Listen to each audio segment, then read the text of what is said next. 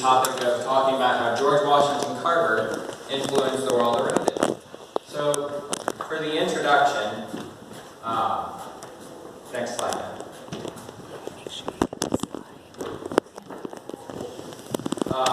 George Washington Carver was a graduate of Iowa State. He was invited to the Tuskegee Institute in Southern Alabama by Booker T. Washington, who wanted to start an agricultural section of the school.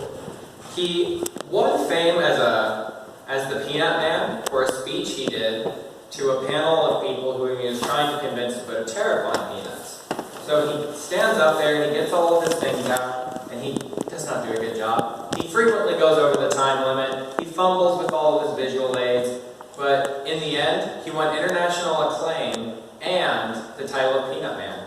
If I go over the time limit and fumble around with my visual aids, I will get a lower grade. Through research, experimentation, and education, George Washington Carver found many ways to help who he considered to be the lowest of society, the one-horse cotton farmers of the South. He was a pioneer of biochemistry. His main focus was for crop rotation.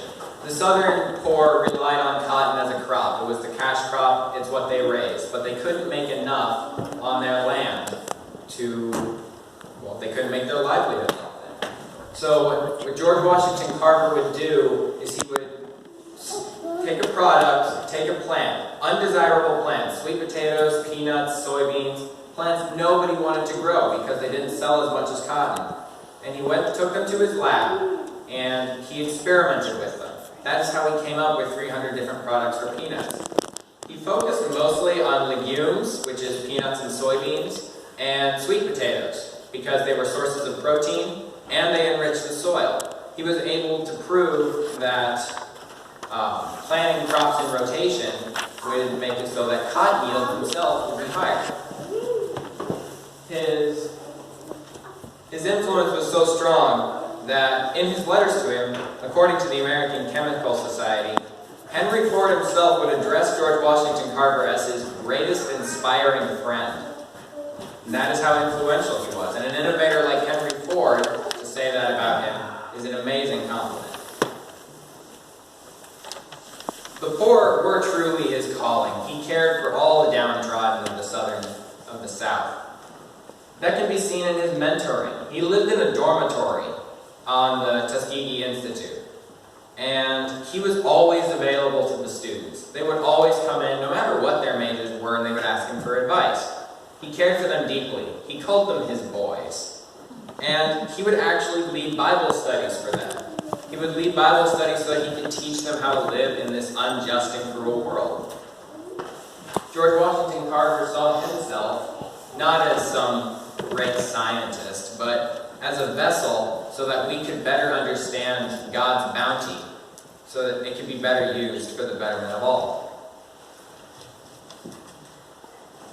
Booker T. Washington, according to the American Chemical Society, despite disagreeing with George Washington Carver on many instances, said his greatest forte was for teaching and lecturing. This can be seen in the dedication he went to make sure the poor could be educated. He considered his proudest achievement to be what he called the Jessup wagon, a converted bus donated by a wealthy banker that he turned into a demonstration lab. He would send his students out in this demonstration lab because all these poor farmers couldn't come to the school. So he said, well, I'm sending the school to them. He would take the Jessup wagon to these farms and he would demonstrate how they could grow the crops best suited for the soil, how to rotate, and how to properly cycle through all their fields. He also posted many useful bulletins. Even though it was extremely difficult, the Tuskegee Institute was poor and did not have all the materials necessary. So even though it was that difficult, he managed to post over 44 bulletins in his lifetime, ranging from everything from the finding of his studies to helpful recipes that he came up with for sweet potatoes and peanuts.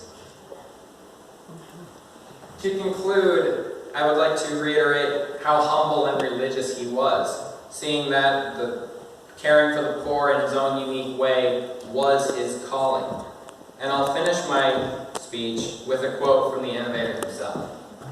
According to the American Chemical Society, "It is not the style of clothes one wears, neither the kind of automobiles one drives, nor the amount of money one has in the bank that counts.